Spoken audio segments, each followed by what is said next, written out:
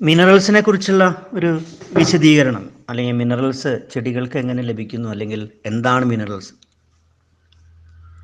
പോഷകങ്ങൾ അല്ലേ? മിനറൽസ് എന്ന് പറഞ്ഞാൽ പോഷകങ്ങൾ. പോഷകങ്ങൾ എന്ന് പറഞ്ഞാൽ നമ്മൾ എസെൻഷ്യൽ ന്യൂട്രീഷൻസ് എന്ന് പറയില്ലേ, അതിപ്രധാനമായിട്ടുള്ള ചെടികൾക്ക് ആവശ്യം വേണ്ടുന്ന പോഷകങ്ങൾ. Oxygen, carbon, hydrogen, NPK, nitrogen, potassium, phosphorus, nitrogen, phosphorus, potassium.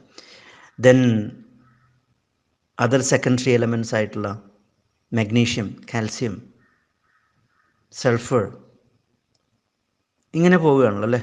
പിന്നെ manganese, copper, iron, molybdenum, boron, selenium, silicon, അല്ല ഇങ്ങനെ പോയിക്കൊണ്ടിരിക്കുകയാണ്. അങ്ങനെ പോയി ഇപ്പോൾ മുൻകാലങ്ങളിൽ 2ഉം 3ഉം മൂലകങ്ങൾ മാത്രം മതിയെന്ന് ചിന്തിച്ചിരുന്നത് അല്ലെങ്കിൽ വിചാരിച്ചിരുന്നതൊക്കെ ഇപ്പോൾ കൂടുതൽ അന്വേഷണങ്ങളിലേക്ക് പോകും തോറും, കൂടുതൽ കണ്ടെത്തലുകൾ കൂടുതൽ മനസ്സിലാക്കും തോറും ചെടികൾ 60ഓളം മൂലകങ്ങൾ വലിച്ചെടുക്കുന്നുണ്ട്, അല്ലെങ്കിൽ ചെടികളിൽ കാണുന്നുണ്ട് എന്നത് മനസ്സിലാക്കി കഴിഞ്ഞു. അതെന്തിനൊക്കെയാണ്, ഏതിനൊക്കെയാണ്, ഏതളവിൽ എന്നത് കൃത്യമായിട്ട് ഡിഫൈൻ ചെയ്യാൻ സാധിച്ചിട്ടില്ല. ഈ റെയറസ്റ്റ് ആയിട്ടുള്ള മിനറൽസ് എന്തുകൊണ്ട് ചെടിയിൽ വരുന്നതെന്നുള്ളത്. പക്ഷെ വരുന്നുണ്ട്. ഈവൻ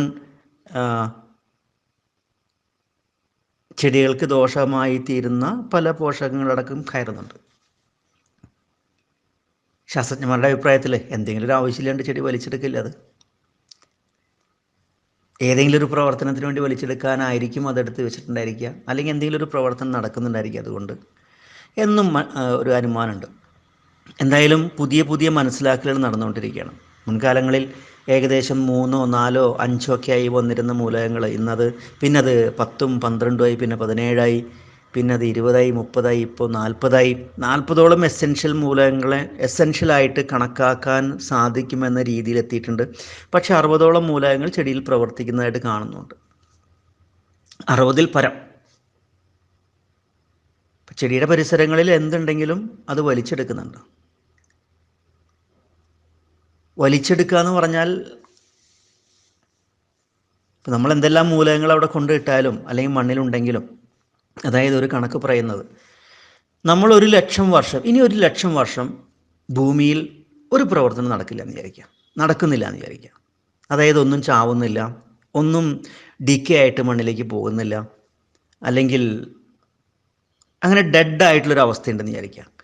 എന്നാൽ പോലും ഇനിയും 1,00,000 വർഷങ്ങൾ കൃഷി ചെയ്യാനുള്ള പോഷകങ്ങൾ അല്ലെങ്കിൽ മിനറൽസ് മണ്ണിലുണ്ട്.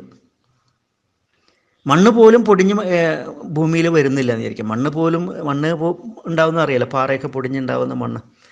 എന്നാൽ പോലും ഇനിയും 1,00,000 വർഷം കൃഷി ചെയ്താൽ പോലും ഭൂമിയിലെ മണ്ണിലെ മിനറൽസ് അവസാനിക്കുന്നില്ല. അപ്പോൾ പിന്നെ നമ്മൾ എന്തിനാ മിനറൽസൊക്കെ ചേർക്കുന്നതല്ലേ? അത്ഭുതമായിട്ട് തോന്നും, അത്രമാത്രം മിനറൽസ് ഉണ്ടെന്നുള്ളത്. അത് സ്പാർക്സിൻ്റെ 2003ലാണ് Donald L Sparks, Louis Sparks. അദ്ദേഹമാണ് ഒരു വളരെ പ്രശസ്തനായിട്ടുള്ളൊരു സയൻറ്റിസ്റ്റാണ്. അദ്ദേഹത്തിൻ്റെയാണ് ഒരു ഗ്രന്ഥം പോലുണ്ട്. ഇന്ന് ബയോളജിയൊക്കെ പഠിക്കുന്നവർക്ക്, അല്ലെങ്കിൽ സോയിൽ ബയോളജി, അഗ്രികൾച്ചർ സയൻസ് ഒക്കെ പഠിക്കുന്നവർക്ക് വളരെ വിലപ്പെട്ട ഗ്രന്ഥമാണ്. ഏറ്റവും ലേറ്റസ്റ്റ് ആയിട്ടുള്ള, ആ സമയത്ത് 3-4 വളരെ പ്രശസ്തമായിട്ടുള്ള മറ്റ് ഗ്രന്ഥങ്ങൾ കൂടി വന്നിട്ടുണ്ട്. പക്ഷെ മറ്റൊന്നിനെ തള്ളി പറഞ്ഞുകൊണ്ടല്ല, പുതിയ തലങ്ങളിലേക്ക് പോയിക്കൊണ്ടിരിക്കുകയാണ് മനസ്സിലാക്കലുകൾ. കൂടുതൽ ഡെപ്തിലേക്ക് പോയിക്കൊണ്ടിരിക്കുകയാണ്. മണ്ണെന്താണ്, അല്ലെങ്കിൽ സോയിൽ ബയോളജി എന്താണെന്നുള്ളതിൻ്റെ കൂടുതൽ മനസ്സിലാക്കലുകൾ നടന്നുകൊണ്ടിരിക്കുകയാണ്. പഴയ കാലം പോലെയല്ല.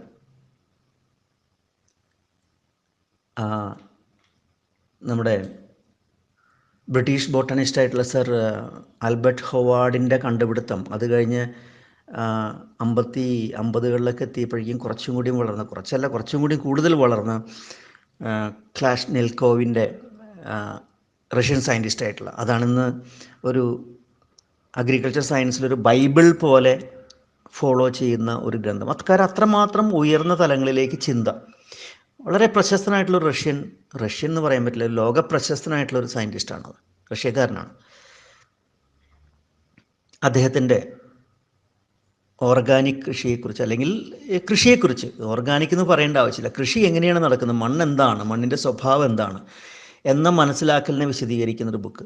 ഇന്നും ഒരു ബൈബിൾ പോലെ, അല്ലെങ്കിൽ സോയിൽ കെമിസ്ട്രി പഠിക്കുന്നവർ, സോയിൽ ബയോളജി പഠിക്കുന്നവർ നിർബന്ധമായും ഒരു 5 ബുക്ക് തിരഞ്ഞെടുക്കുകയാണെങ്കിൽ അതിലൊന്ന് ക്ലാഷ്നിൽക്കോവിൻ്റെ പുസ്തകമായിരിക്കും അല്ലേ. അതിൻ്റെ ഒക്കെ തുടക്കക്കാരൻ എന്ന് പറയാവുന്ന ആളാണ് ബ്രിട്ടീഷ് ബൊട്ടണിസ്റ്റ് ആയിട്ടുള്ള, അതായത് ബ്രിട്ടീഷ് രാജ്യം, ബ്രിട്ടീഷ് ഇന്ത്യയിൽ ആ ഭരണം നടന്നുകൊണ്ടിരിക്കുന്ന സമയത്ത് ബ്രിട്ടനിൽ നിന്ന് വന്നിട്ടുള്ള ഒരു ബൊട്ടണിസ്റ്റാണ്. വളരെ ഫേമസ് ആണ് അദ്ദേഹം, വളരെ ഫേമസ് ആണ്.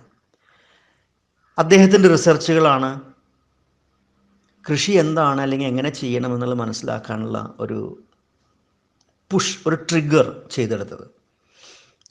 അതിനോടൊപ്പം തന്നെയാണ് ആ സമയത്ത് തന്നെയാണ് 1905 അദ്ദേഹം ഇന്ത്യയിലേക്ക് വരുന്നത്. 1918 നമ്മളുടെ Fritz harbour nitrogen commercially develop ചെയ്യുന്നത് അല്ലേ. അതിലേക്ക് ഞാൻ പിന്നീട് വരാം. എന്തായാലും തുടക്കം ഞാൻ പറയാൻ ഉദ്ദേശിക്കുന്നത് എന്താണ് മണ്ണ്, അല്ലെങ്കിൽ എന്താണ് ഡേർട്ട്. നമ്മുടെ വളരെ പ്രശസ്ത റൊഡേൽ ഇൻസ്റ്റിറ്റ്യൂട്ടിൻ്റെ ചീഫ് സയൻറ്റിസ്റ്റ് ആയിട്ടുള്ള, അതായത് തലപ്പത്ത് നിൽക്കുന്ന, ഹെഡായിരുന്ന, പ്രധാനിയായിരുന്ന സയൻറ്റിസ്റ്റാണ് ഡോക്ടർ ഇലൈൻ ഇൻകം. ഇത്രമാത്രം ഒരു വിപ്ലവം സൃഷ്ടിച്ച വ്യക്തി വേറെ ഉണ്ടോ എന്നുള്ള കാര്യം സംശയമാണ്. അതും ഒരു ലേഡി അല്ലേ. അതേപോലത്തെ അനവധി സ്ത്രീ രത്നങ്ങളുണ്ട് കേട്ടോ, ആ സമയത്തും ഇപ്പോഴും പ്രവർത്തിക്കുന്ന, വളരെ പ്രശസ്തരായിട്ടുള്ള, വളരെ അഡ്വാൻസ്ഡ് ആയിട്ട്, വളരെ സ്മാർട്ടായിട്ട്, ഷാർപ്പ് ആൻഡ് ഷ്രൂഡ് എന്നൊക്കെ പറയുന്ന പോലെ മണ്ണിനെ കുറിച്ച് മനസ്സിലാക്കിയിട്ടുള്ള, വ്യത്യസ്ത തലങ്ങളിലൂടെ മണ്ണിനെ മനസ്സിലാക്കിയിട്ടുള്ള വ്യക്തികൾ. ഇപ്പോൾ ഇവിടെയൊക്കെ അഭിപ്രായത്തിൽ എന്താണ് മണ്ണ്, എന്താണ് ഡേർട്ട്, ഇലൈനെങ്കും പറയുന്നത് എപ്പോഴും ഡേർട്ട് എന്ന് പറഞ്ഞാൽ എന്താ, അഴുക്ക് അല്ലേ. അഴുക്കെന്ന് പറഞ്ഞാൽ നമ്മുടെ വസ്ത്രത്തിലേക്കുള്ള അഴുക്ക്, അല്ലെങ്കിൽ നമ്മൾ വീട് എപ്പോഴും അടിച്ചു വാരി കിട്ടുന്ന അഴുക്കുകൾ, തുടച്ച് കിട്ടുന്ന അഴുക്കുകൾ അല്ലേ. തുണിയൊക്കെ എടുത്ത് തുടയ്ക്കുമ്പോൾ നമുക്ക് അഴുക്ക് കിട്ടും, അതാണ് അഴുക്ക്. അതെങ്ങനെ അഴുക്കാവുന്നത്? അത് മനുഷ്യൻ്റെ ജീവിതത്തിൻ്റെ ഇടങ്ങളിൽ നമുക്കത് അഴുക്കായിട്ട് തോന്നും അല്ലേ. അതേസമയം മണ്ണിനെ സംബന്ധിച്ച്, കൃഷിത്തോട്ടത്തെ സംബന്ധിച്ച് അത് അഴുക്കല്ല എന്നതാണ് ഒരു തലം മനസ്സിലാക്കേണ്ടതിൻ്റെ. പക്ഷെ മണ്ണിൽ അഴുക്ക് എന്ന് പറഞ്ഞാൽ ഒരു ഡെഡായിട്ടുള്ള മണ്ണിനെയാണ് പറയുന്നത്. നമ്മളുടെ വീട്ടിലേക്ക് അടിഞ്ഞുകൂടുന്നതിന് നമ്മൾ അഴുക്കെന്ന് പറയും. നമ്മുടെ ഷട്ടിൽ അടിഞ്ഞുകൂടുന്ന, അല്ലെങ്കിൽ നമ്മളുടെ ഭക്ഷണപാത്രത്തിൻ്റെ അവശിഷ്ടങ്ങൾ അടിഞ്ഞുകൂടുമ്പോൾ അതൊക്കെ നമ്മൾ അഴുക്കെന്ന് പറയും. അഴുക്കെന്നല്ല, ഭക്ഷണത്തിൻ്റെ തന്നെ ഉച്ഛിഷ്ടം എന്ന് പറയും. പക്ഷെ അത് കുറച്ച് കഴിഞ്ഞാൽ പിന്നെ അഴുക്കായിട്ട് മാറും, അഴുകി അല്ലേ, നമുക്ക് കഴിക്കാൻ പറ്റാതായിട്ട് മാറുന്നു. പക്ഷെ അത് മൈക്രോബുകളെ സംബന്ധിച്ചോ, അല്ലെങ്കിൽ മണ്ണിനെ സംബന്ധിച്ചോ, അല്ലെങ്കിൽ കൃഷിഭൂമിയെ സംബന്ധിച്ചോ അത് അഴുക്കല്ല. അപ്പോൾ നമ്മൾ കാണേണ്ട കാഴ്ച എന്ന് പറഞ്ഞാൽ, നമ്മളുടെ വീട്ടിൻ്റെ ചുറ്റുപാടുകളെ കാണുന്ന അവസ്ഥയും മണ്ണിലേക്ക് നോക്കി കാണുന്ന അവസ്ഥയ്ക്കും നമ്മൾ 2 ആംഗിളിൽ കാണണം, ഒരേ ആംഗിളിൽ കാണരുത്. ഒരേ കണ്ണടെടുത്ത് വെച്ച് കാണരുതെന്ന് പറയില്ലേ. നമ്മൾ പറയാറില്ലേ, മഞ്ഞപ്പിത്തം പിടിച്ചവൻ്റെ കണ്ണട എന്ന് പറയില്ലേ. കാരണം അവർക്കെല്ലാവരും എല്ലാം മഞ്ഞയായിട്ട് കാണുള്ളൂ എന്ന പോലെ. അങ്ങനെ ആവരുത്. മണ്ണിനെ നോക്കേണ്ടുന്ന രീതി വേറെയാണ്. മണ്ണ് എന്താണ്, മണ്ണിലത്തെ ബയോളജി എന്താണെന്നുള്ളത് മനസ്സിലാക്കിയാൽ മാത്രമേ അത് നടക്കുള്ളൂ. കാരണം മണ്ണ് എന്ന് പറയുന്നൊരു ഡെഡായിട്ടുള്ളൊരു വസ്തുവാണ്.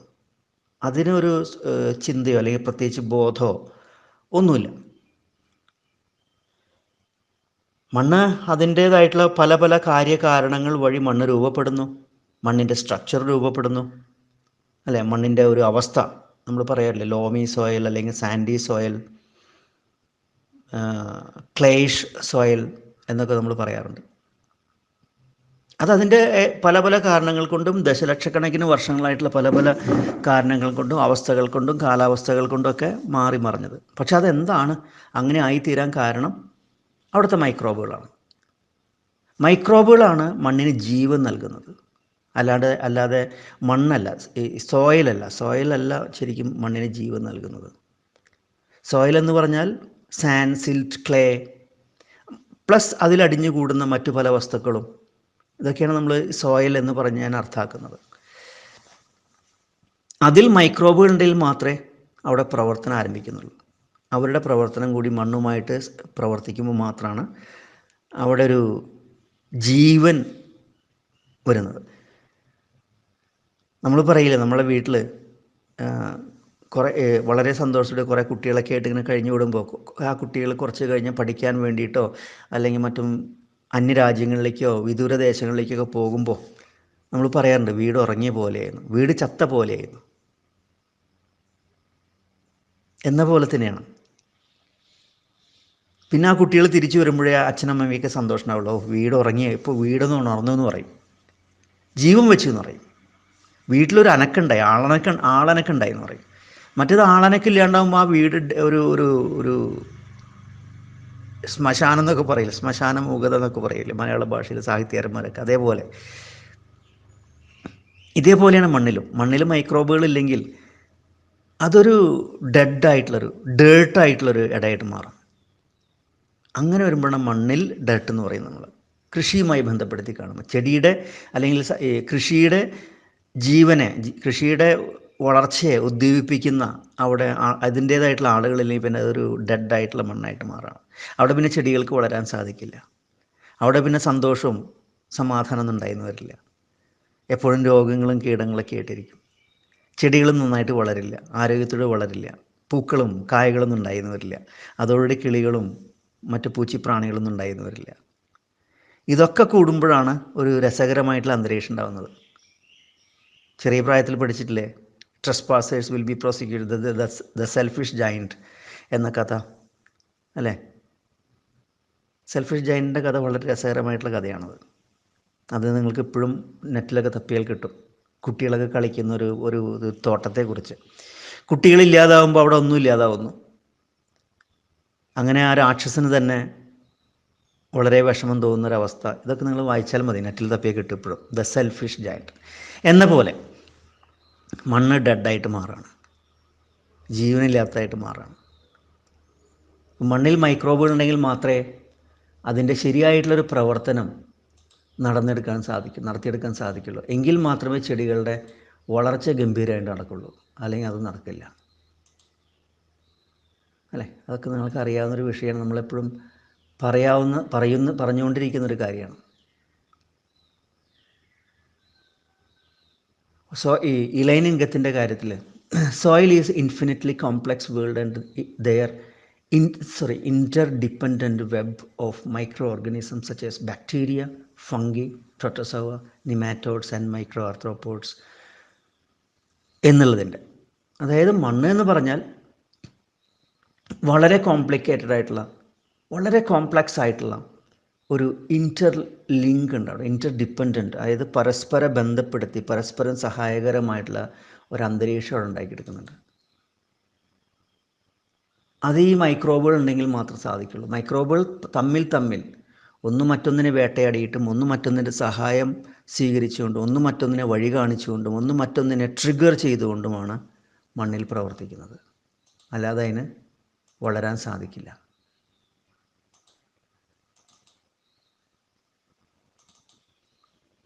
അങ്ങനെയാണത് പറയുക. അവിടെയാണ് നമ്മൾ, അത്തരമൊരു അവസ്ഥയിലാണ് നമ്മൾ ഈ കൃഷിഭൂമിയെ കേടാക്കിക്കൊണ്ടിരിക്കുകയാണെന്ന് പറയുന്നത്. ആ ഒരു ബന്ധം വളരെ രസകരമായിട്ട് കൊണ്ടുപോകുന്നതിന് പകരം നമ്മൾ ആ മണ്ണിനെ കേടാക്കിക്കൊണ്ടിരിക്കുന്നു. ആ കേടാക്കുന്നതിൽ പഴയ കാലത്തെ ഓർഗാനിക് കൃഷി എന്ന വാദക്കാരും തർക്കക്കാരും രാസവളം കൺവെൻഷണൽ ഫാമിംഗ് ചെയ്തെടുക്കുന്ന കൃഷിക്കാരും തമ്മിൽ തർക്കം നടത്തുന്നതാണ് നിങ്ങൾക്ക് കാണാൻ പറ്റും. രണ്ടുപേരും മണ്ണിനെ നശിപ്പിക്കുകയായിരുന്നു തന്നെ പറയാം. കാരണം യഥാർത്ഥ കൃഷി എന്താണെന്ന് മനസ്സിലാക്കാൻ സാധിക്കാതെ, അല്ലെങ്കിൽ അന്ന് അതിനനുസരിച്ചുള്ള ആശയങ്ങളോ അറിവുകളോ ഇല്ലാതിരുന്ന കാലത്ത് നല്ല രീതിയിൽ മണ്ണിനെ മെച്ചപ്പെടുത്താൻ കൊണ്ടു നടക്കാൻ സാധിച്ചിരുന്നില്ല. അന്ന് പല തരത്തിലുള്ള ആശയങ്ങൾ ഉണ്ടായിരുന്നിട്ട് പോലും. ഇപ്പോൾ ആൽബർട്ട് ഹോവാർഡിൻ്റെ കമ്പോസ്റ്റിംഗ് പ്രാക്ടീസുകളൊക്കെ ഡോക്യുമെൻ്റായിട്ട് വന്നിട്ടുള്ളത് ആ സമയത്താണ്, 1905 ശേഷം. സോയിൽ ടെസ്റ്റമെൻറ്റിൽ അത് വിവരിക്കുന്നുണ്ട് അദ്ദേഹം. മണ്ണിൽ എന്താണ് നമ്മൾ എല്ലാവരും കമ്പോസ്റ്റ് എന്ന് പറയുമ്പോൾ ഒരു വളം പോലെ കാണുന്നുവെങ്കിൽ ഒരു സയൻറ്റിസ്റ്റിൻ്റെ കാഴ്ചപ്പാടിലൂടെ ആ കമ്പോസ്റ്റിലൂടെ നമ്മൾ നേടിയെടുക്കുന്നത് അവിടുത്തെ മൈക്രോബുകളുടെ വർധനവാണ്. മൈക്രോബുകളെ വർദ്ധിപ്പിക്കാനുള്ളൊരു ഉപായമാണ്, അല്ലെങ്കിൽ ഒരു പ്രതിവിധിയാണ്, അല്ലെങ്കിൽ ഒരു ബയോ റിയാക്ടറാണ് കമ്പോസ്റ്റ് എന്ന് പറയുന്നത്. നമ്മൾ വിചാരിക്കും പല വസ്തുക്കൾ അവിടെ ഇടുന്നു, ജീർണിപ്പിക്കുന്നു എന്നത് മാത്രമാണ് നമ്മൾ കാണുന്നത്. പക്ഷെ അത് എങ്ങനെ ജീർണിക്കുന്നു, അതിൻ്റെ ഗുണങ്ങൾ എന്താണ്, അതിലത്തെ മൈക്രോബുകളുടെ പ്രവർത്തനം എന്താണ്, ആ കമ്പോസ്റ്റ് മണ്ണിൽ ചേർക്കുമ്പോൾ മണ്ണിലുണ്ടാകുന്ന മാറ്റങ്ങൾ എന്താണ്, ഇത് മനസ്സിലാക്കുമ്പോഴാണ് കമ്പോസ്റ്റിൻ്റെ പ്രാധാന്യം നമുക്ക് മനസ്സിലാവുന്നത്. അല്ലെങ്കിൽ കൃഷി എങ്ങനെ നടത്തുന്നത്, അല്ലെങ്കിൽ എന്താണ് കാരണം എന്നുള്ളത് മനസ്സിലാക്കുക. അതായത് ഓർഗാനിക് മാറ്റർ മണ്ണിൽ നിറയുന്നു, കാർബൺ മണ്ണിൽ നിറയുന്നു എന്നുള്ളത്. അന്ന് കാർബൺ നിറയുന്നതിൻ്റെ ഒരു സ്രോതസ്സായിട്ടാണ് നമ്മൾ കമ്പോസ്റ്റിനെ അല്ലെങ്കിൽ മറ്റ് വസ്തുക്കളെയൊക്കെ കണ്ടിരുന്നത്. പക്ഷെ അത് പിന്നീടാണ് നമ്മൾ liquid carbon pathway, doctor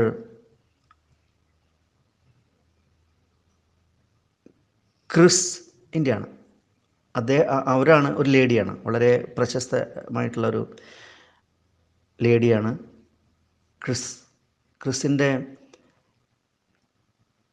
John's. ക്രിസിൻ്റെ പ്രവർത്തനമാണ് ലിക്വിഡ് കാർബൺ പാത്വേ ചെടികളിലൂടെ നടക്കുന്ന ഒരു വിശേഷം മനസ്സിലാക്കാൻ സാധിച്ചത്.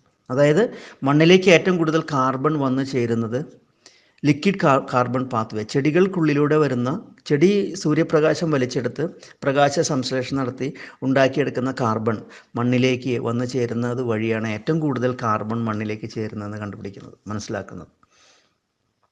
നാളതുവരെ നമ്മൾ മനസ്സിലാക്കിയിരുന്നത് പല അവശിഷ്ടങ്ങളും മണ്ണിൽ വന്നു ചേരുന്നു, കമ്പോസ്റ്റ് മണ്ണിൽ ചേർക്കുന്നു, അല്ലെങ്കിൽ മറ്റു പല ഓർഗാനിക് വസ്തുക്കളും മണ്ണിൽ ചേർക്കുന്നു, അതിലൂടെയാണ് കൂടുതൽ കാർബൺ മണ്ണിൽ വന്നു ചേരുന്നത് എന്നായിരുന്നു മനസ്സിലാക്കിയിരുന്നത്. ഇന്നങ്ങനെയല്ല.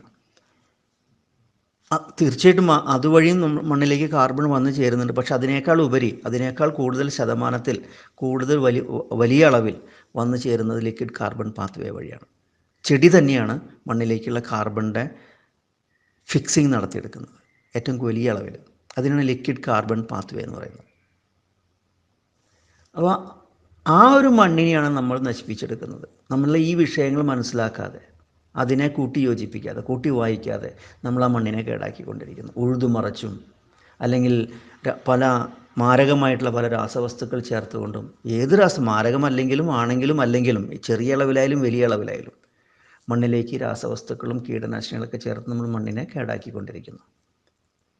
അതിലൂടെ എന്ത് സംഭവിക്കുന്നത്? സോയിൽ ഇറോഷൻ, അതായത് മണ്ണിൽ നിന്ന് പോഷകങ്ങൾ മുഴുവൻ നഷ്ടപ്പെടുന്ന ഒരവസ്ഥയിലേക്ക് നമ്മൾ എത്തുന്നു, മണ്ണ് ഉറച്ച് കട്ടയായതിനു ശേഷം. കാരണം പല രാസവസ്തുക്കളും മണ്ണിൽ പ്രയോഗിക്കുമ്പോൾ അവിടുത്തെ സോയിൽ ബയോളജി നല്ല രീതിയിൽ പ്രവർത്തിക്കാതെ ആവുന്നു, അതിൻ്റെ കൗണ്ട് ഇല്ലാതാകുന്നു, മണ്ണ് ഉറച്ച് കട്ടയാകുന്നു, മണ്ണിൻ്റെ സ്ട്രക്ചർ കേടാവുന്നു. അതിലൂടെ സോയിൽ ഇറോഷൻ സംഭവിക്കുന്നു, മണ്ണിലേക്ക് വെള്ളം ഇറങ്ങാത്തൊരവസ്ഥ വരുന്നു.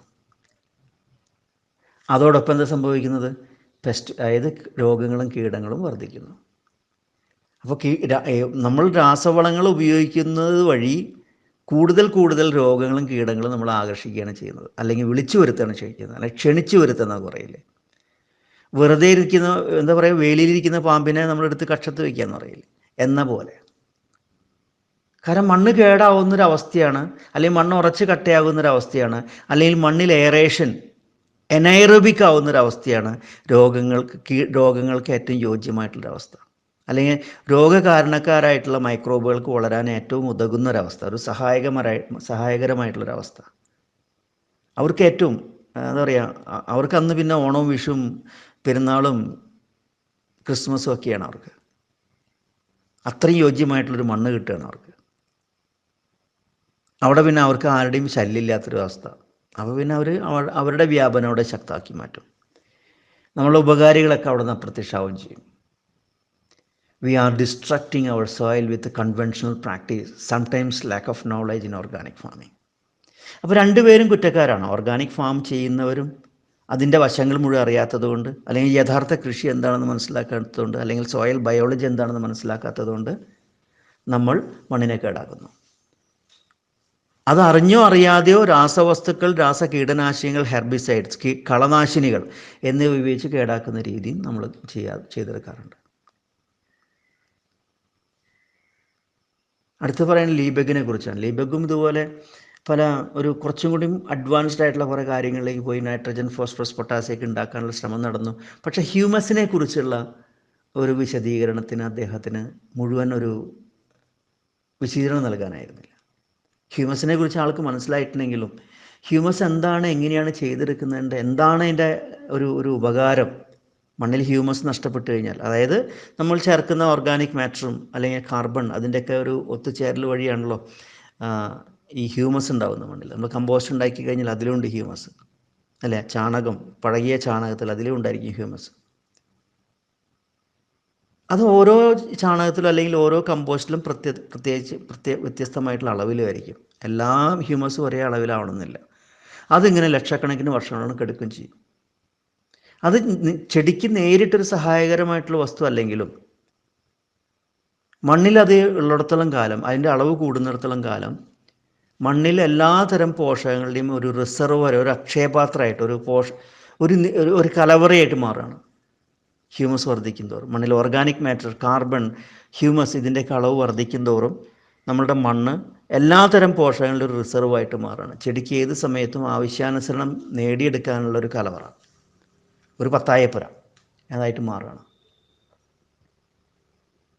അവിടെ എല്ലാം മൈക്രോബുകളുടെ, അതായത് ബാക്ടീരിയ, ഫംഗി, പ്രൊട്ടോസോവ, നിമാറ്റോഡ്സ്, ഇതിനെല്ലാം അവർക്കെല്ലാം വളരാനുള്ളൊരു അവസരം കൂടിയിട്ടാണ്. ഒരു താവളം, ഒരു ഉല്ലാസ കേന്ദ്രം എന്ന രീതിയിലായിട്ട് മാറുകയാണ് ചെയ്യുന്നത്. അപ്പോൾ നമ്മളുടെ മണ്ണിൽ ഹ്യൂമസിൻ്റെയും അല്ലെങ്കിൽ കാർബണിൻ്റെയും ഓർഗാനിക് മാറ്ററിൻ്റെ, soil organic matter and soil organic carbon അല്ലെങ്കിൽ സോയിൽ ഓർഗാനിക് മാറ്റർ എന്നതൊക്കെ വർദ്ധിക്കുമ്പോൾ നമ്മളുടെ ഈ സകലമാന പൂച്ചിപ്രാണികളുടെയും പ്രത്യേകിച്ച് ഉപകാരികളായിട്ടുള്ള അവരുടെ എല്ലാം ഒരു സുഖവാസ കേന്ദ്രം എന്ന് തന്നെ പറയാം, അതായിട്ട് മാറുകയാണ് ചെയ്യുന്നത്.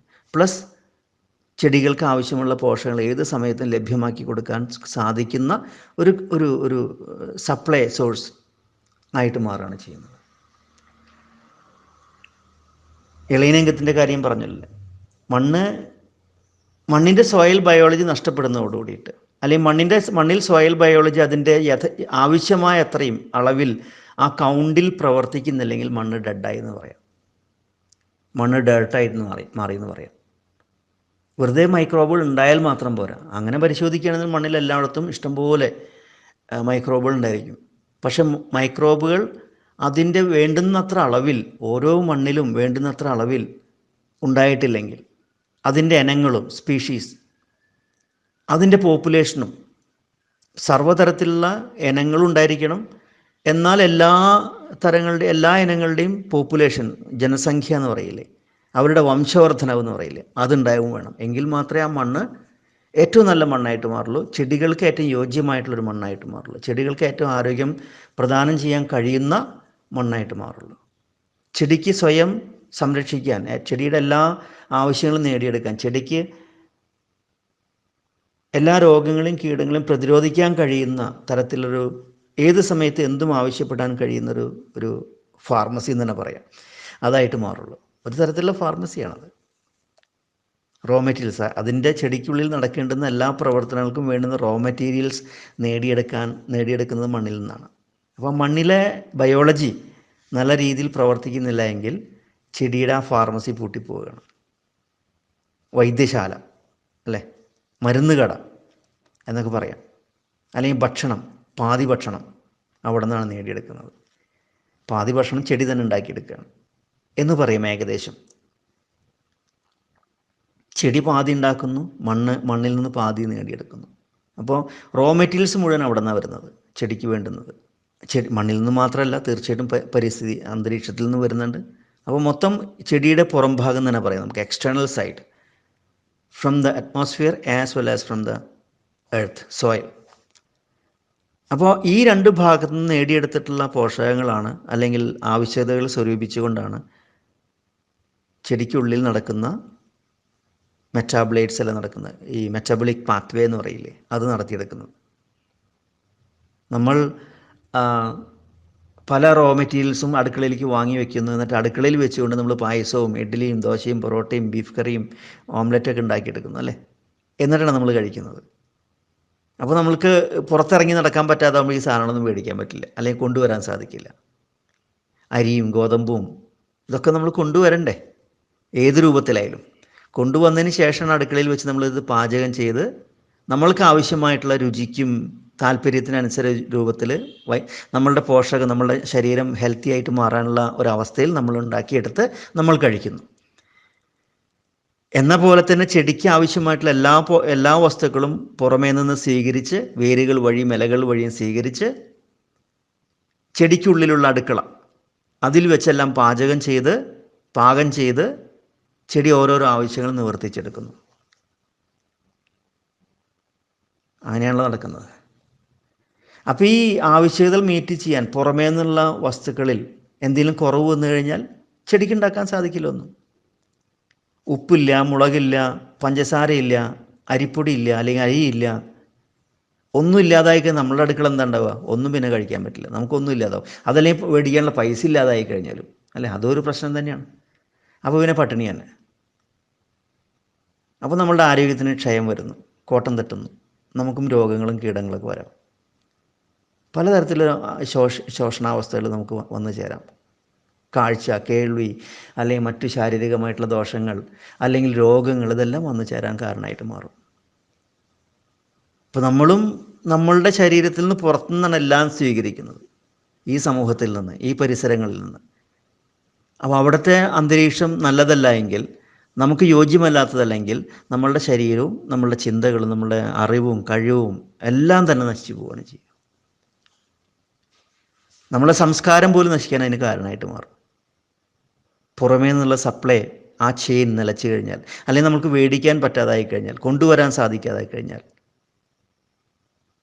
നമ്മുടെ ശരീരത്തിനും നമ്മുടെ കുടുംബജീവിതത്തിനും വ്യക്തി ജീവിതത്തിന് എല്ലാം അത് തകരാറിലാക്കുക.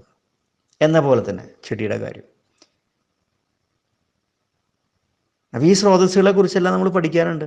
വേരുകളിലൂടെ എന്തെല്ലാം ചെയ്തെടുക്കുന്നു, വേരിൻ്റെ പരിസരങ്ങൾ എന്ത് സംഭവിക്കുന്നത്, മണ്ണിൽ എന്ത് സംഭവിക്കുന്നു, സൂര്യപ്രകാശം, അല്ലേ, ചൂട്, തണുപ്പ്, ഇങ്ങനെയുള്ള കാലാവസ്ഥാ വ്യതിയാനങ്ങൾ, ഇതെല്ലാം നമ്മൾ മനസ്സിലാക്കിക്കൊണ്ടാണ് നമ്മൾ ചെടികൾ വളർത്തിയെടുക്കുന്നത്. അതിനാണ് ആ ചെടികൾ അഗ്രികൾച്ചർ പ്രാക്ടീസിലെ മാനേജ്മെൻറ്റ് എന്ന് പറയുന്നത്. ഇതിനെല്ലാം നമ്മൾ സ്വരുക്കൂട്ടുന്ന രീതി, ഏതേത് സമയത്ത് എങ്ങനെ എത്രയപ്പോൾ എന്ന രീതി മനസ്സിലാക്കിക്കൊണ്ട് നമ്മളൊരു അപ്ലിക്കേഷൻ, ഒരു മാനേജ്മെൻറ്റ് സിസ്റ്റം അവിടെ പ്രാക്ടീസ് ചെയ്യുമ്പോഴാണ് ചെടികളെല്ലാം, കൃഷിത്തോട്ടങ്ങളെല്ലാം നന്നായിട്ട് വരുന്നത്, രോഗങ്ങളില്ലാതെ, കീടങ്ങളില്ലാതെ. ഈ ചെടികൾ എന്താ ചെയ്യുന്നത്? ഈ മൈക്രോബുകൾ നമുക്ക് എല്ലാ മിനറൽസും കിട്ടാനായിട്ട് ചെടികൾ അതിൻ്റെ എക്സുഡേഷൻ പുറത്തേക്ക് കൊണ്ടുവരുന്നു. അതായത് പ്രകാശ സംശ്ലേഷണം വഴി നേടിയെടുക്കുന്ന ഭക്ഷണം, കാർബോഹൈഡ്രേറ്റ്സ്, അതിൽ വലിയൊരളവും, ചിലപ്പോൾ ഒരു പക്ഷേ 60-70%, ചെടിയുടെ ഓരോ സമയത്തിലും അത് വ്യത്യാസമാണ്, വ്യത്യസ്തമായിട്ടുള്ള അളവിലാണ് മണ്ണിലേക്ക് പോകുന്നത്. അതിങ്ങനെ എക്സുഡേറ്റ് പുറമേക്ക് പ്രവഹിപ്പിച്ചു കൊണ്ടിരിക്കുകയാണ് വേരുകൾ വഴി. എപ്പോഴും അത് ഒരേപോലത്തെ എക്സുഡേഷൻ അല്ല പുറത്തേക്ക് വിടുന്നത്. ഒരേ സമയത്ത് എല്ലാ സമയത്തും ഒരേപോലെയുള്ള എക്സുഡേഷൻ അല്ല. ഓരോ സമയത്തും അതിൻ്റെ സ്പെക്കിൽ വ്യത്യാസം വരും. ഓരോ നിമിഷത്തിലും അതിൻ്റെ സ്പെക്കിൽ വ്യത്യാസം വരും. കാരണം ചെടി മനസ്സിലാക്കണം, ചെടിയുടെ തന്നെ ആരോഗ്യം, ചെടിയുടെ ആവശ്യകത മുഴുവൻ മനസ്സിലാക്കിക്കൊണ്ട്, സെൻസ് ചെയ്തുകൊണ്ട് ചെടി അതിനനുസരിച്ചുള്ള ഒരു ഇൻഫർമേഷൻ, ഒരു സിഗ്നൽ എക്സുഡേഷൻ വഴി കൊടുക്കുകയാണ് ചുവട്ടിലേക്ക്. ആർക്കാണ് കൊടുക്കുന്നത്? അവിടെയുള്ള മൈക്രോബുകൾക്ക് കാർബോഹൈഡ്രേറ്റ്സ് കൊടുക്കുകയാണ്. അതിനോടൊപ്പം തന്നെ ചെടി ഒരു സിഗ്നലും കൊടുക്കുന്നുണ്ട്.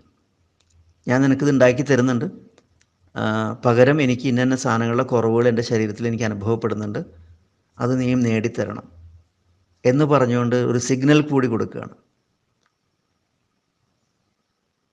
അത്ഭുതകരമായിട്ടുള്ളൊരു സിഗ്നലിംഗ് മെത്തേഡാണ് ആ കാണുന്നത്. അതൊക്കെ ഇപ്പോഴാണ് നമ്മൾക്ക് മനസ്സിലാവുന്നത്. മുൻകാലങ്ങളിൽ അത് മനസ്സിലായിരുന്നില്ല. നമ്മളുടെ വീട്ടിലിരുന്നു കൊണ്ട് ഓരോ കടകളിലേക്കും വിളിച്ചു പറയില്ലേ, ബോണ്ട വേണം, പരിപ്പ് വേണം, മസാല ദോശ വേണം, അല്ലെങ്കിൽ ഇന്ന ഭക്ഷണം വേണം, പിസ്സ വേണം എന്നൊക്കെ പറയില്ലേ. അപ്പോൾ അവിടെ ആളുകളുണ്ടായിരിക്കും കൊണ്ടുവരാനായിട്ട്. ആ കടയ്ക്ക് അടച്ചിട്ട് കഴിഞ്ഞാൽ നമുക്കത് മേടിക്കാൻ പറ്റാതെയാവും, അല്ലേ? പിന്നെ നമ്മൾ സ്വയം ഉണ്ടാക്കണം, അല്ലേ? നമുക്ക് ഉണ്ടാക്കാൻ പറ്റും, മനുഷ്യന്മാർക്കാണ് ഇത് പറ്റും, ചെടികൾക്ക് പറ്റില്ലല്ലോ. ചെടികൾ നിന്നിടത്ത് തന്നെ അല്ലേ നിൽക്കുന്നത്, അവർക്ക് നടന്നു പോകാനൊന്നും പറ്റില്ല, അവർക്ക് ഫോൺ വിളിക്കാനും സാധിക്കില്ല. അപ്പോൾ അവരവിടെ നിന്നിടത്ത് തന്നെ അവൻ്റെ ചുറ്റുപാടിൽ എന്തൊക്കെയുണ്ടോ അതിനനുസരിച്ച് പ്രവർത്തിക്കാനും സാധിക്കുള്ളൂ. അപ്പോൾ അവരൊരു ടൈപ്പ് ഉണ്ടാക്കിയിട്ടുണ്ട് മൈക്രോബുകളുമായിട്ട്. ഞാൻ നിനക്ക് വേണ്ടുന്ന ഭക്ഷണത്തിൻ്റെ വലിയൊരു ശതമാനം ഞാൻ നിനക്ക് തന്നുകൊണ്ടേയിരിക്കാം. നീ എനിക്ക് വേണ്ടുന്ന ഭക്ഷണം ഉണ്ടാക്കി തരണം, അല്ലെങ്കിൽ എനിക്ക് വേണ്ടുന്ന ആവശ്യകതകൾ പൂർത്തീകരിച്ച് തരണം. അത് ഞാൻ ഈ സിഗ്നൽ വഴി എൻ്റെ അടുത്ത് എന്താണോ കുറവുള്ളത് അത് എക്സ്പെഡേഷൻ വഴി എന്നെ അറിയിക്കുന്നു. ഒരു ഉദാഹരണത്തിന്, എനിക്ക് കാൽസ്യം വേണം. അപ്പോൾ ചെടി അതിൻ്റെ സ്പെക്കിൽ പ്രത്യേക സിഗ്നൽ, എനിക്ക് കാൽസ്യത്തിൻ്റെ കുറവുണ്ട് എന്നൊരു സിഗ്നൽ കൂടി കൊടുത്തുകൊണ്ട്, ഒരു ഉദാഹരണം ഞാൻ പറയുന്നത്.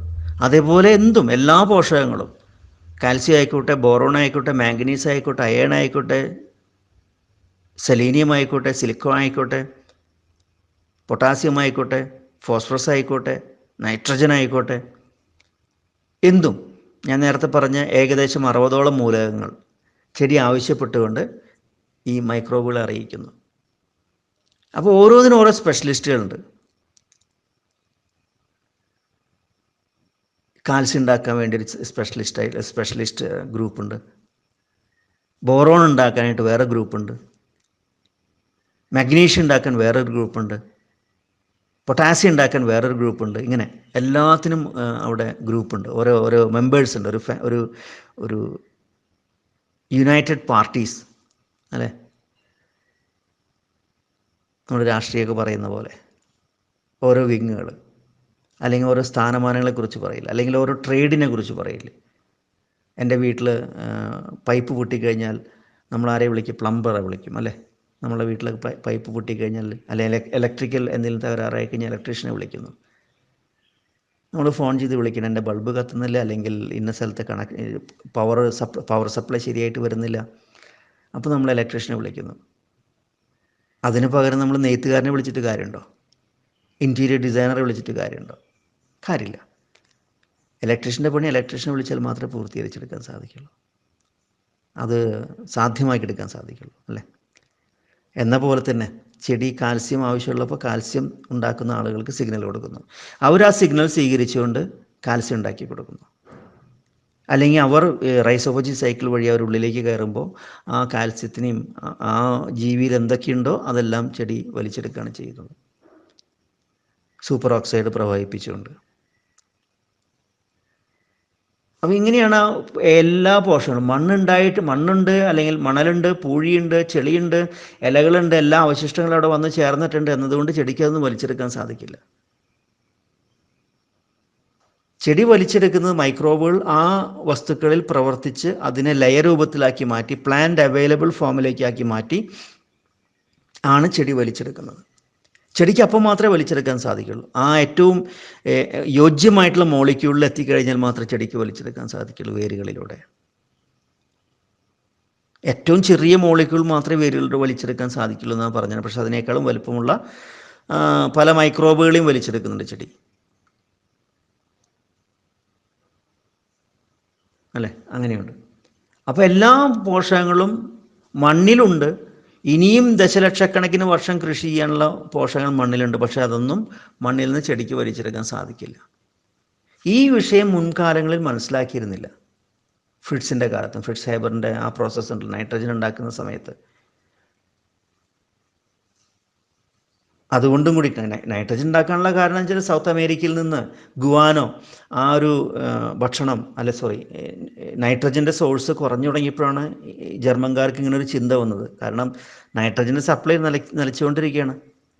ഗുവാനോ എന്ന് പറഞ്ഞാൽ പക്ഷികളുടെയൊക്കെ കാഷ്ടം, കടൽ കാക്കയുടെയും വവ്വാലിൻ്റെയൊക്കെ കാഷ്ടമാണ് ഇതിനെ പറയുന്നത്. അത് വളരെ ഹെൽത്തിയാണ്. ഒരു 7:5:1 7:4:1 വരും. 7 nitrogen and 4-5% or part phosphorus, 1-2 part potassium. വളരെ നേരിട്ട് കിട്ടുന്ന അത്രയും വലിയ അളവിൽ മറ്റു പല വസ്തുക്കളിൽ നിന്നും കിട്ടാൻ സാധിക്കില്ല. അത്രയും നല്ലൊരു സാധനമാണ് ഗുവാനോ ഫെർട്ടിലൈസർ എന്ന് പറയുന്നത്. ഈ പക്ഷികളുടെ കാട്ടങ്ങളാണ്, ഈ കടൽ കാക്കകളുടെയും അത്തരത്തിലുള്ള വവ്വാലിൻ്റെയും അത്തരത്തിലുള്ളൊക്കെ. ഇതൊക്കെ ഈ അമേരിക്കൻ ചില പ്രദേശങ്ങളിലൊക്കെ അട്ടിക്കണക്കിനായിരിക്കും അവർ താമസിക്കുന്ന സ്ഥലങ്ങളിൽ കിടക്കുന്നുണ്ടാവുക. ഒരു 5 അടിയും 10 അടിയും 20 അടിയും ഒക്കെ ആഴങ്ങളിൽ ഉയരത്തിലായിരിക്കും ഇതൊക്കെ വീണ് കിടക്കുന്നുണ്ടായിരിക്കും. അവർ സ്ഥിരവാസം നടത്തുന്നിടത്ത് അറിയാലോ, കിളികളൊക്കെ സ്ഥിരവാസം നടത്തുക. എല്ലായിടത്തും വന്നിരുന്ന് ഒരേ സ്ഥലത്ത് തന്നെ ഇരിക്കുക, ഒരു 1000 10,000 പക്ഷികൾ ഒരുമിച്ചിരിക്കുന്നൊരു സ്ഥലം. അവിടെ നിന്നൊക്കെയാണ് ചാക്കുകളിലാക്കിയിട്ട് യൂറോപ്യൻ നാടുകളിലേക്ക് ഈ സാധനമൊക്കെ വന്നിരുന്നത്. അപ്പോൾ ഞാൻ നേരത്തെ പറഞ്ഞല്ലോ കാൽസ്യത്തിൻ്റെ കാര്യം. അതേപോലെ എല്ലാ പോഷകങ്ങളും മണ്ണിൽ നിന്ന് ലഭിക്കണമെന്നുണ്ടെങ്കിൽ മൈക്രോബുകളുടെ ആവശ്യമുണ്ട്. അപ്പോൾ ഈ സമയത്ത് അപ്പോൾ ഈ ചെടിയുടെ പ്രവർത്തനം വളരെ ഗംഭീരമായിട്ട് നല്ല രീതിയിൽ എല്ലാം കമ്മ്യൂണിക്കേറ്റ് ചെയ്യുന്ന, ആവശ്യകതകൾ പറയുന്നു, മൈക്രോബുകൾ ഉണ്ടാക്കി കൊടുക്കുന്നു. ഈ സമയത്ത് നമ്മൾ സൊല്യൂബിൾ ഫോമിലുള്ള ഏതൊരു ഫെർട്ടിലൈസറും ഇട്ട് കൊടുത്തു കഴിഞ്ഞാൽ ചെടിക്ക് വളരെ എളുപ്പത്തിൽ വലിച്ചെടുക്കാൻ സാധിക്കും. പക്ഷെ അതോടുകൂടി ചെടി എന്ത് ചെയ്യുന്നത്, ചെടി നൽകാനിരുന്ന നിർദ്ദേശങ്ങൾ പിന്നെ ഇല്ലാതാവും. ചെടിക്ക് കാൽസ്യം വേണം, അല്ലെങ്കിൽ നൈട്രജൻ വേണം, പൊട്ടാസ്യം വേണം, ഫോസ്ഫറസ് വേണമെന്ന് പറയണമെങ്കിൽ ചെടിക്ക് അതിൻ്റെ ഒരു ആവശ്യകത വരണ്ടേ. അതേസമയം നമ്മൾ സൊല്യൂബിൾ ഫോമിൽ നമ്മൾ സിന്തറ്റിക് ആയിട്ടുള്ള രൂപത്തിൽ മണ്ണിലേക്ക് ഇട്ട് കൊടുത്തു കഴിഞ്ഞാൽ ചെടിക്ക് വളരെ എളുപ്പത്തിൽ ഒരു സിഗ്നലും കൊടുക്കാതെ കഷ്ടപ്പെടാതെ പോഷകങ്ങൾ കിട്ടുകയാണ്. അപ്പോൾ ചെടി കൊടുക്കാനിരുന്ന എക്സുഡേഷൻ നിർത്തലാക്കും. ചെടി തന്നെ സ്വയം തീരുമാനിക്കും, വെറുതെ എന്തിനാ പിന്നെ ഞാൻ എക്സുഡേഷൻ കൊടുക്കണത്, എൻ്റെ അടുത്ത് നൈട്രജൻ ഉണ്ടല്ലോ, പിന്നെ നൈട്രജൻ വേണമെന്ന് പറഞ്ഞിട്ടുള്ള സിഗ്നൽ കൊടുക്കേണ്ട ആവശ്യമില്ല. എൻ്റെ എക്സുഡേഷൻ വഴി, എൻ്റെ കാർബോഹൈഡ്രേറ്റ് വഴി ഞാൻ കൊടുക്കേണ്ട ഭക്ഷണം പിന്നെ ആവശ്യമില്ലാണ്ട് കൊടുക്കേണ്ട ആവശ്യമില്ലല്ലോ. കാരണം അതിന് സ്വയം സാധിക്കില്ല. അങ്ങനെ ഒരു കുറവ് വന്നാൽ മാത്രം ഒരു റിഫ്ലക്സ് ആക്ഷൻ പോലെ ചെടിയുടെ അടുത്തുനിന്ന് സിഗ്നൽ എക്സുഡേഷൻ വഴി പുറത്തേക്ക് വരുള്ളൂ. നമ്മുടെ വിരലിൻ്റെ ഒരു അറ്റത്ത് കൊതു വന്നിരുന്ന് കടിച്ചു കഴിഞ്ഞാൽ നമ്മളറിയാത്ത നമ്മൾ അവിടേക്ക് കൈകൊണ്ട് അടിക്കും, അല്ലെങ്കിൽ വേദനിക്കുന്നിടത്ത് ചൊറിയും, അല്ലെങ്കിൽ ചൊറിയുന്നിടത്ത് നമ്മൾ 4 വിരലിട്ടൊന്ന് ചൊറിഞ്ഞു നോക്കും. ഒരു റിഫ്ലക്സ് ആക്ഷനാണ് അതല്ലേ. എന്ന പോലെ ചെടിക്കുള്ളിൽ തന്നെ നൈട്രജൻ്റെയോ പൊട്ടാസ്യത്തിൻ്റെയോ ഫോസ്ഫറസിൻ്റെയോ കാൽസ്യത്തിൻ്റെയോ മഗ്നീഷ്യത്തിൻ്റെയോ മാംഗനീസിൻ്റെ കുറവ് വന്നു കഴിഞ്ഞാൽ ചെടി അറിയാതെ തന്നെ, അറിഞ്ഞോ അറിയാതെയോ, ചെടിയുടെ എക്സുഡേഷൻ വരികയാണ്, പുറത്തേക്ക് വരികയാണ്. ഇപ്പോൾ ചെറിയ കുട്ടികൾ കരയുന്ന പോലെ, കുട്ടികൾ വിശന്നു കഴിഞ്ഞാൽ ആ ഒരു ഇത് കരയാന്ന് മാത്രമേ ഉള്ളൂ, അതൊരു സിഗ്നലാണ്. അപ്പോഴാണ് അമ്മ പാല് കൊടുക്കുന്നത്, അല്ലെങ്കിൽ ഭക്ഷണം കോരി കൊടുക്കുന്നത്, അല്ലെങ്കിൽ കുറച്ച് വെള്ളം കൊടുക്കുന്നത്. അതൊരു സിഗ്നലാണല്ലോ അല്ലേ. എന്ന പോലെ ചെടിയുടെ അടുത്ത് നിന്ന് അറിയാതെ തന്നെ എക്സുഡേഷൻ വരുന്നു, അറിഞ്ഞോ അറിയാതെയോ ആ എക്സുഡേഷനിൽ അതിൻ്റെ സ്പെക്ക് ഉണ്ടാവുന്നു, ഇന്ന രീതിയിൽ എനിക്ക് വേണമെന്ന് പറഞ്ഞിട്ട്. ആ സപ്ലൈ എന്ന് പറഞ്ഞാൽ അത് മൈക്രോബുകളുടെ ഭക്ഷണം കൂടിയിട്ടാണ്. ആ മൈക്രോബുകളുടെ ഭക്ഷണമാണ് നിലയ്ക്കുന്നത് നമ്മൾ ഈ ലിക്വിഡ് ഫോമിൽ ഓരോന്നും കൊടുത്തു കഴിഞ്ഞാൽ. ഒരു പാർട്ടാണ് ഞാൻ പറയുന്നത്. അതുകൊണ്ടുള്ള ഒരു ദോഷം, ചെടിക്ക് ഭക്ഷണം കിട്ടി, അതോടുകൂടി സിഗ്നൽ നിലയ്ക്കുകയാണ്. അപ്പോൾ കാൽസ്യം വേണമെന്ന് പറഞ്ഞിട്ടുള്ള സിഗ്നൽ നിലയ്ക്കുമ്പോൾ അവിടെ പ്രവർത്തിക്കുന്ന മൈക്രോബുകൾ കാൽസ്യം മാത്രമല്ല കൊടുക്കുന്നത്, ആ ചെടിയെ സംരക്ഷിക്കുന്ന മറ്റെല്ലാ പ്രവർത്തനങ്ങളും അവർ സജീവമായിട്ട് ഇടപെട്ടുകൊണ്ടിരിക്കുന്നുണ്ട്. മണ്ണിനെ മെച്ചപ്പെടുത്തുന്ന രീതിയിൽ, മറ്റു മൈക്രോബുകളുമായിട്ടുള്ള കമ്മ്യൂണിക്കേഷനിൽ, ചെടിക്ക് വേണ്ടുന്ന ചില പ്രത്യേക രോഗപ്രതിരോധ നടപടികളിൽ അവർ ഇടപെടുന്നുണ്ട്. ആ ഇടപെടൽ പോലും ഇല്ലാതാവും. കാരണം ചെടിയുടെ എക്സുഡേഷൻ കൊടുക്കൽ നിർത്തിക്കഴിഞ്ഞാൽ അവർ മുഴുവൻ ഡോർമെൻസിലേക്ക് പോകും, സുഷുപ്തിയിലേക്ക് പോകും, അല്ലെങ്കിൽ ചത്തുപോകും. അപ്പോൾ പിന്നെ അവരെടുത്ത് നിന്ന് കിട്ടുന്ന മറ്റനവധി ഉപകാരങ്ങളില്ലാതാവുകയാണ്, നിലച്ചു പോവുകയാണ് ചെയ്യുന്നത്. അത് വലിയൊരു കഷ്ടമാണ്. പ്ലസ് ഈ വസ്തുക്കളൊക്കെ ഉപയോഗിക്കും തോറും ആ മണ്ണ് ഉറച്ച് കട്ടയാവുന്നു, അല്ലെങ്കിൽ മണ്ണിലുണ്ടാകുന്ന മാറ്റങ്ങൾ, സ്ട്രക്ചറിലുണ്ടാകുന്ന മാറ്റങ്ങൾ ഞാനിപ്പോൾ പറയുന്നില്ല, അത് പിന്നീട് എപ്പോഴെങ്കിലും വിശദീകരിക്കേണ്ടത്. അപ്പോൾ ഇങ്ങനൊരു അവസ്ഥ ഇല്ലാതാവുമ്പോൾ അവിടുത്തെ സൂക്ഷ്മജീവാണുക്കൾ മുഴുവൻ ഒന്നുകിൽ സുഷുപ്തിയിലേക്ക് പോകുന്നു, അല്ലെങ്കിൽ മരണമടഞ്ഞു പോകുന്നു, ചത്തുപോകുന്നു.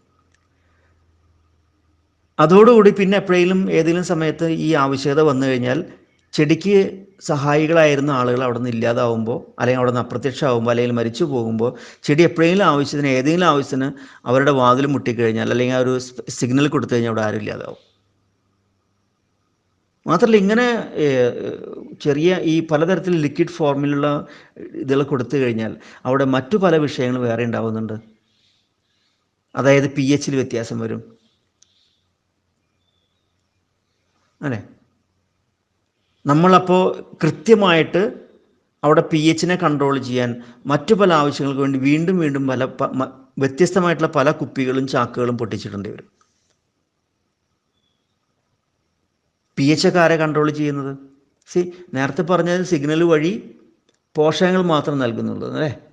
പക്ഷേ ഈ മൈക്രോബുകൾ തന്നെയാണ് അവിടുത്തെ pH നിയന്ത്രിക്കുന്നത്. pH ഇതിനെയൊക്കെ നിയന്ത്രിക്കാൻ സഹായിക്കുന്നത്, മണ്ണിൻ്റെ ആ സ്ട്രക്ചറിലുണ്ടാകുന്ന എല്ലാ ഗുണഗണങ്ങളും മെച്ചപ്പെടുത്തിയെടുക്കുന്ന, ചെടിക്ക് വളരാൻ ഉതകുന്ന ഏറ്റവും സുഖകരമായിട്ടുള്ളൊരു അന്തരീക്ഷം ഉണ്ടാക്കി കൊടുക്കുന്ന മൈക്രോബുകളാണ്. അവർ മുഴുവൻ അവിടെ നിന്ന് ഇല്ലാതാവുമ്പോൾ അല്ലെങ്കിൽ സുഷുപ്തിയിലേക്ക് പോയി കഴിഞ്ഞാൽ പിന്നെ അവിടെ ഈ പരിസ്ഥിതിയൊക്കെ ആര് കൺട്രോൾ ചെയ്യും? pH കുറിച്ചായിക്കോട്ടെ, EH കുറിച്ചായിക്കോട്ടെ, അല്ലെങ്കിൽ മറ്റു പലതരത്തിലുള്ള എൻവിറോൺമെൻറ്റ്, മൈക്രോ ക്ലൈമറ്റ് ഇതൊക്കെ ഉണ്ടാക്കിയെടുക്കുന്ന ആളുകൾ അവിടെ ഇല്ലാതായി കഴിഞ്ഞാൽ പിന്നെ കൃഷിക്കാരൻ തന്നെ അല്ലെങ്കിൽ നമ്മൾ തന്നെ ആ അവസ്ഥകളും ആർട്ടിഫിഷ്യലായിട്ട് സൃഷ്ടിച്ചെടുക്കേണ്ടി വരും. നമുക്കത് സാധിച്ചതും വരില്ല.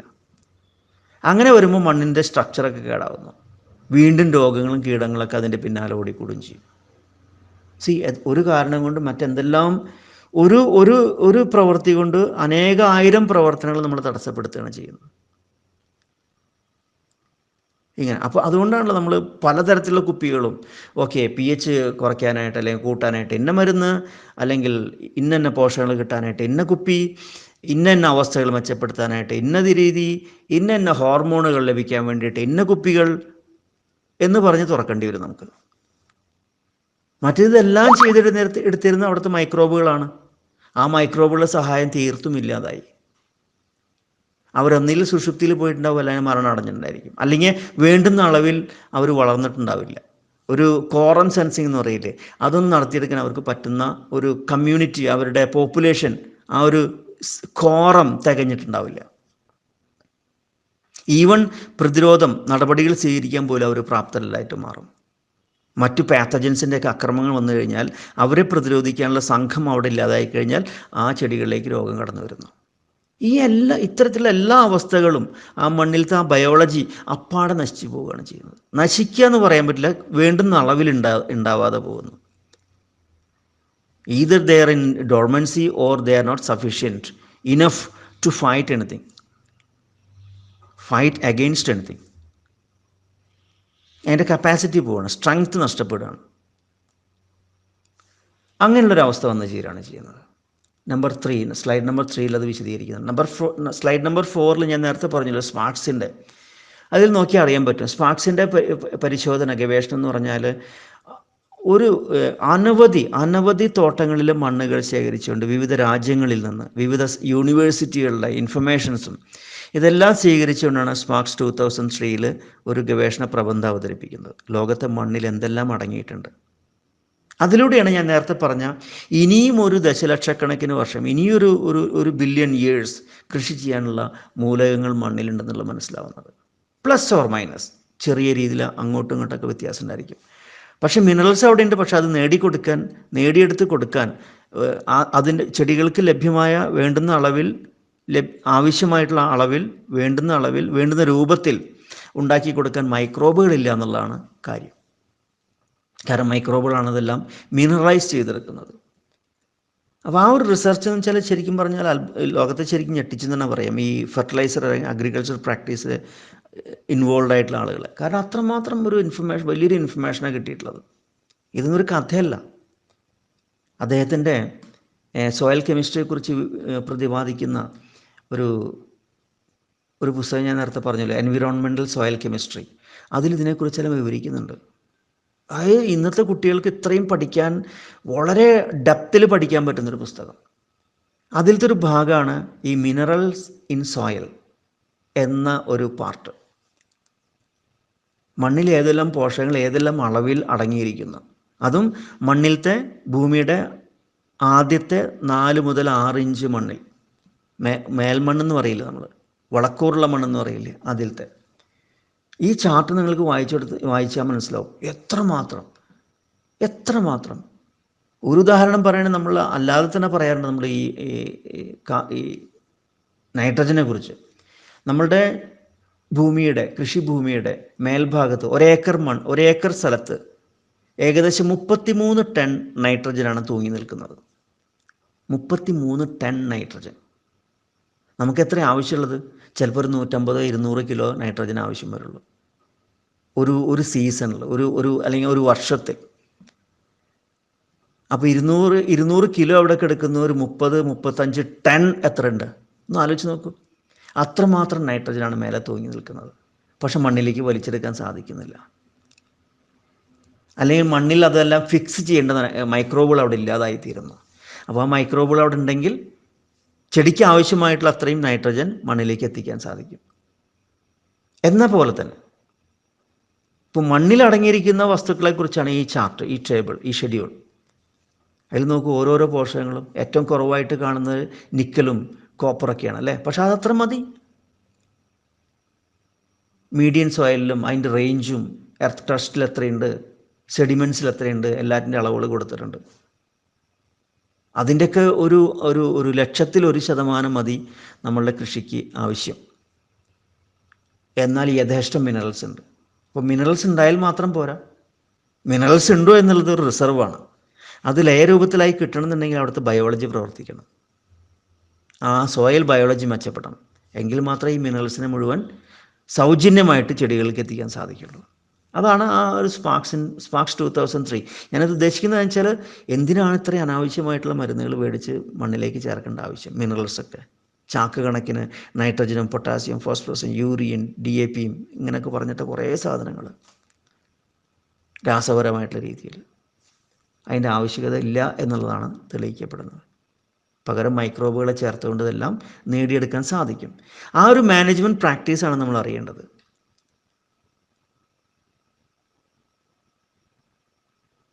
അപ്പോൾ നമ്മൾ നേരത്തെ പറഞ്ഞ പോലെ കാൽസ്യം കിട്ടാതെ സ്ലൈഡ് നമ്പർ 5 എത്തുമ്പോൾ മറ്റു പല പ്രശ്നങ്ങളും വരുന്നുണ്ട്. പല വസ്തുക്കളും നമ്മൾ ചേർക്കുമ്പോൾ മറ്റു പല പ്രശ്നങ്ങളും മണ്ണിൽ ഉദിക്കുന്നുണ്ട്. അതായത് calcium, the ratio of calcium to magnesium also has to be just right, otherwise one of these nutrients could lock out the other.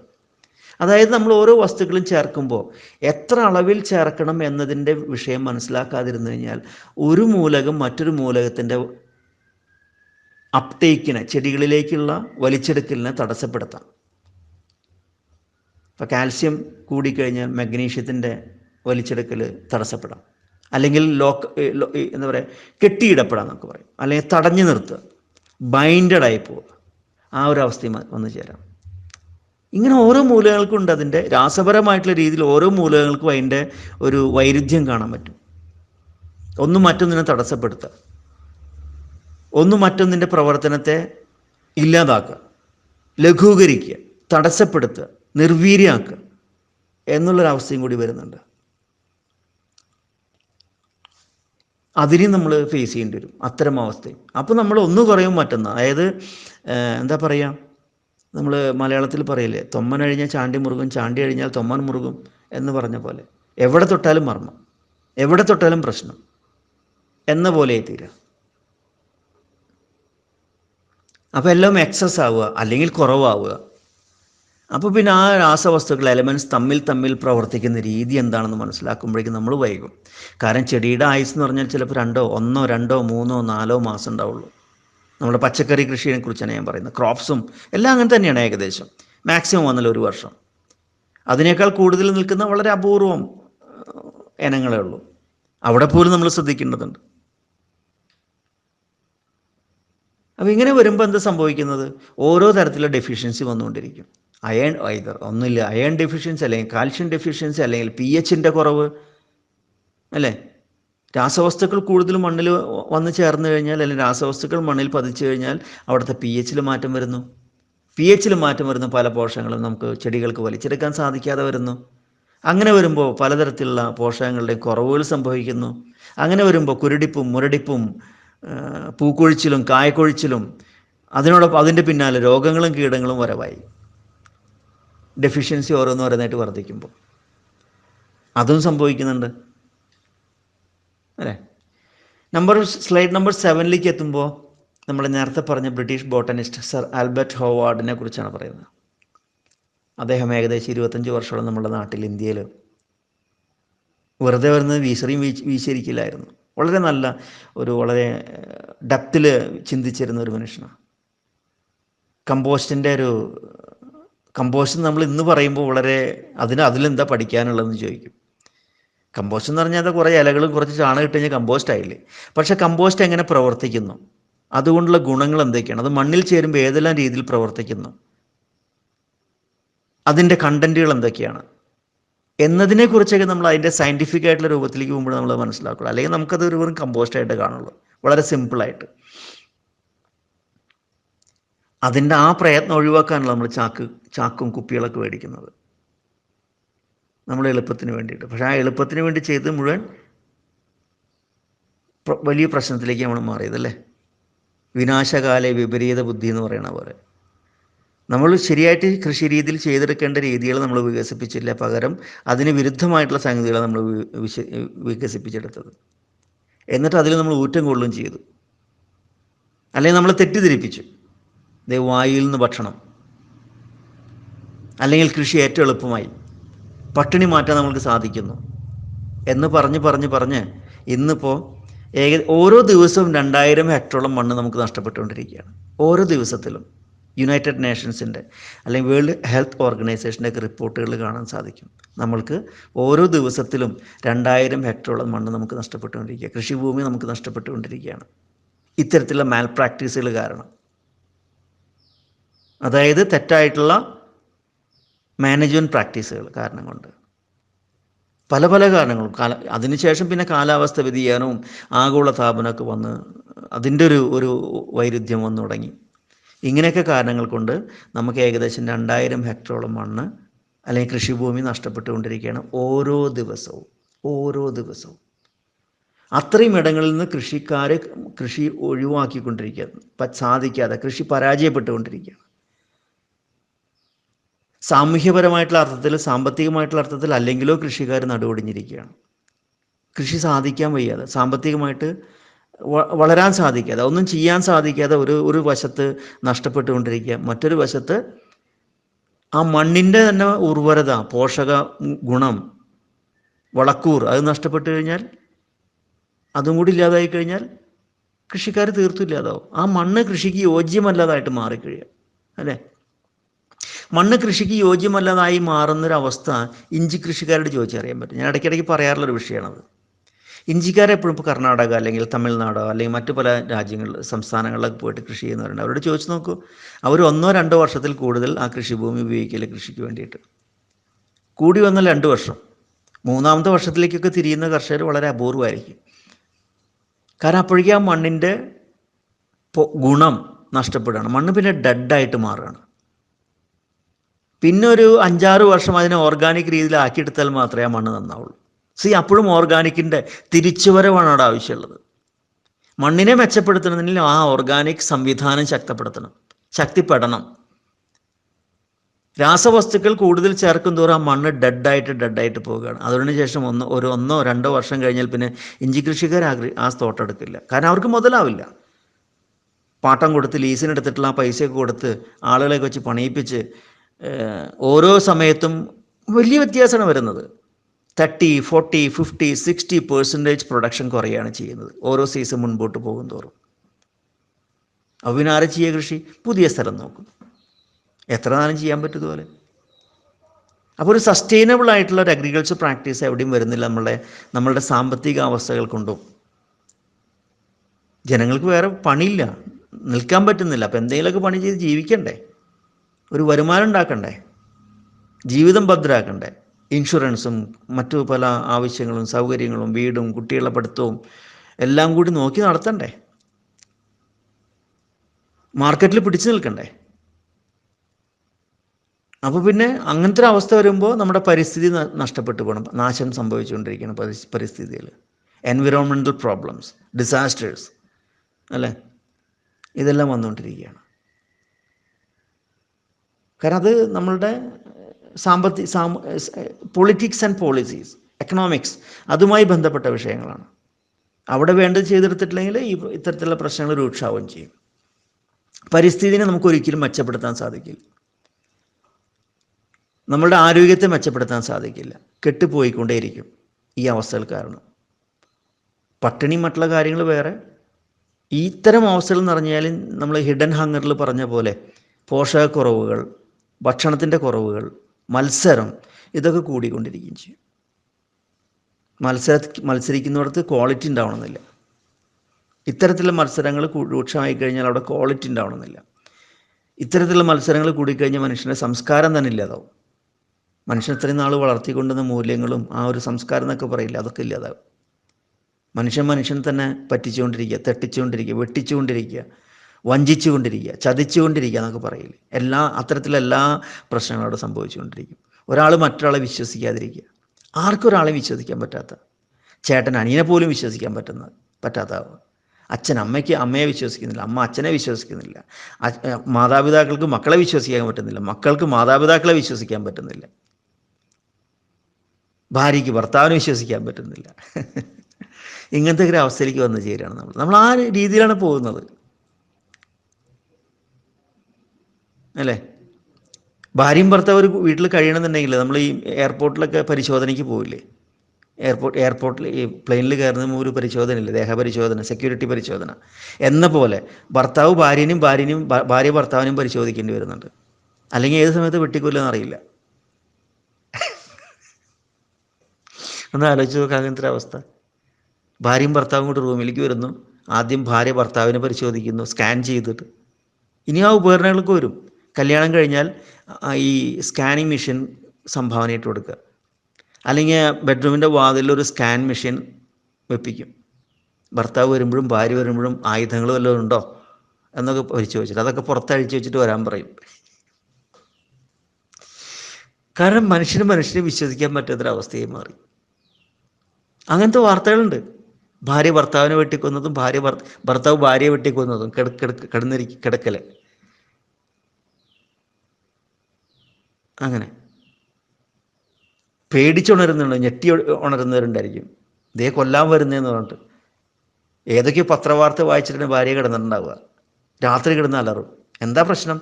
എന്നെ കൊല്ലാൻ വരുന്നതായിട്ട് ഞാൻ സ്വപ്നം കണ്ടു. ആര്? നിങ്ങൾ തന്നെ എന്ന് പറയുന്നൊരവസ്ഥ. എനിവേ, അത് തമാശ പോലെ പറഞ്ഞു, പക്ഷേ നിങ്ങൾ അത് മനസ്സിലാക്കേണ്ടതാണ്. നിങ്ങൾ ആ അർത്ഥം മനസ്സിലായെന്ന് വിചാരിക്കുന്നു ഞാൻ ഈ വിഷയങ്ങൾ പറയുമ്പോൾ. ഇതൊക്കെയാണ് നമ്മളുടെ മണ്ണിലത്തെ അവസ്ഥ, അല്ലെങ്കിൽ നമ്മുടെ സാമൂഹ്യ അവസ്ഥ. മണ്ണിലല്ല, സാമൂഹ്യ അവസ്ഥ. എനിവേ, ഇതേപോലെ തന്നെ നമുക്ക് സിമിലറായിട്ട് നമുക്കിതിനെ ഈ മണ്ണിനെയും കാണാൻ സാധിക്കും. മണ്ണിനെ അത്രമാത്രം നശിപ്പിച്ചു കഴിഞ്ഞു നമ്മൾ. ഇപ്പം എൻ്റെ ഉദ്ദേശം, ഈ ഒരു സ്പീച്ചിൻ്റെ ഉദ്ദേശം ചില മിനറൽസ് എങ്ങനെ ഉണ്ടാകുന്നു മണ്ണിൽ, മൈക്രോബുകളുടെ പ്രാധാന്യം എന്താണ്, സോയിൽ ബയോളജിയുടെ പ്രാധാന്യം എന്താണ്, ഇത്തരം ഈ രാസപരമായിട്ടുള്ള വസ്തുക്കൾ കൺവെൻഷണൽ ഫാമിൽ ഉപയോഗിക്കുന്ന രീതിയിൽ ചെയ്തു കഴിഞ്ഞാൽ മണ്ണിന് എന്തെല്ലാം ദോഷം ഉണ്ടാവും. ഇനി ഓർഗാനിക്കുകാർ തന്നെ ഇതൊന്നും അറിയാതെ തോന്നിയ പോലെ എന്തെങ്കിലുമൊക്കെ ചെയ്ത് നടത്തിക്കഴിഞ്ഞാൽ മണ്ണ് നന്നാവുമോ, കൃഷി നന്നാവുമോ? അപ്പോൾ അവരും എന്ത് ചെയ്യണം? ഓർഗാനിക് കൃഷിക്കാരും എന്ത് ചെയ്യണം? മണ്ണിൻ്റെ ബയോളജി മെച്ചപ്പെടുത്തുക, അതാണ് ഏറ്റവും ഉചിതമായിട്ടുള്ള മാർഗം. അതിലൂടെ ചെടിക്ക് ആവശ്യമായിട്ടുള്ള എല്ലാ പോഷകങ്ങളും നേടിയെടുക്കാൻ സാധിക്കും. രോഗങ്ങളെയും കീടങ്ങളെയും അതിജീവിക്കാൻ, പ്രതിരോധിക്കാൻ സാധിക്കുന്നു. ഇതാണ് മിനറൽസ് കൊണ്ടുള്ള ഉദ്ദേശം, അല്ലെങ്കിൽ ചെടിക്ക് ഏറ്റവും യോജ്യമായിട്ടുള്ള അവസ്ഥ ഉണ്ടാക്കി കൊടുക്കുന്നതിൻ്റെ ഉദ്ദേശം. അപ്പോൾ ഈ പ്രത്യേകമായിട്ട് ഞാനിതിൽ പറയാൻ പോയത് എന്താണ് മിനറൽസ്, അതെങ്ങനെ ചെടികൾക്ക് ലഭിക്കുന്നു, അതേതൊരു അവസ്ഥയിലാണ് ചെടികൾക്ക് ലഭിക്കുന്നത് എന്നത് മനസ്സിലാക്കിക്കാൻ വേണ്ടി. അല്ലെങ്കിൽ നിങ്ങളിലൊരു ചിന്ത, ഈ ഒരു ചിന്ത വരണം, അല്ലെങ്കിൽ മനസ്സിലാക്കൽ നടക്കണം. ഇനി നിങ്ങൾ അതിനെക്കുറിച്ച് കൂടുതൽ ചിന്തിക്കണം, കൂടുതൽ ക്വസ്റ്റ്യൻ ചെയ്യണം, അല്ലേ? കൂടുതൽ അന്വേഷണങ്ങൾ നടത്തണം, കൂടുതൽ ഗവേഷണങ്ങൾ നടത്തണം. നിങ്ങളെല്ലാവരും ഗവേഷകരാണ്, എല്ലാവരും ഗവേഷകരാണ്. ചിന്തിക്കാനും ചോദ്യം ചോദിക്കാനും മനസ്സിലാക്കാനും പരിശോധിക്കാനും നിരീക്ഷണം നടത്താനും കഴിവില്ലാത്തവരെന്നല്ല മനുഷ്യന്മാർ. നിങ്ങളെല്ലാവരും ശാസ്ത്രജ്ഞന്മാരാണ്, നിങ്ങളെല്ലാവരും സയൻറ്റിസ്റ്റുകളാണ്, ഗവേഷകരാണ്. ഒരുപക്ഷെ കൃഷിക്കാരെന്ന് പറഞ്ഞാൽ ഏറ്റവും നല്ല നന്നായിട്ട് ഒബ്സർവ് ചെയ്യുന്ന ആളുകളാണ്, ഏറ്റവും നല്ല പ്രൊഫസർമാരാണ് അവർ.